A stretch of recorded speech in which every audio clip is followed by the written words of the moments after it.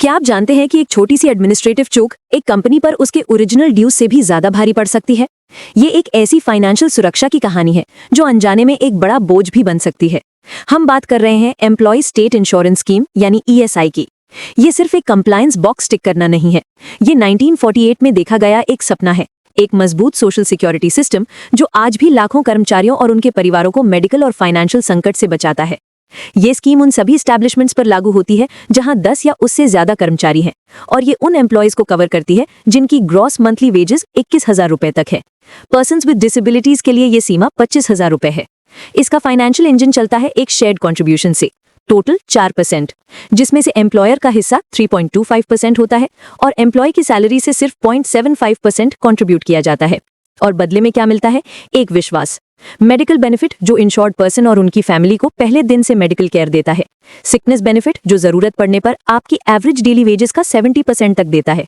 Maternity benefit जो महिला कर्मचारियों को 26 सप्ताह के लिए 100% वेजेस यानी पूरी तनख्वाह सुनिश्चित करता है ताकि वो अपनी प्रोफेशनल और पर्सनल लाइफ को बेफिक्र होकर बैलेंस कर सकें।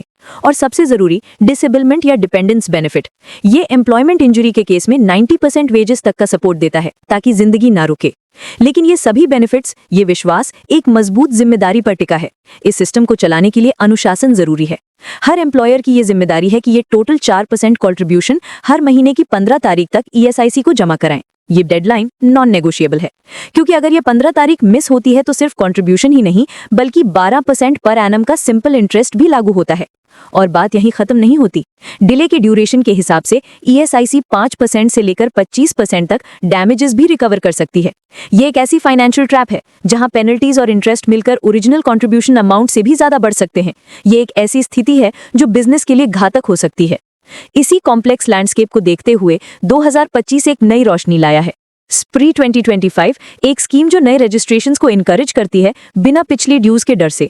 और सबसे बड़ा कदम, एमनेस्टी स्कीम 2025, ये उन एम्प्लॉयर्स के लिए एक सुनहरा मौका है जो मार्च 31, 2025 तक के पुराने डिस्प्यूट्स या पेंडिंग केसेस में उलझे हैं।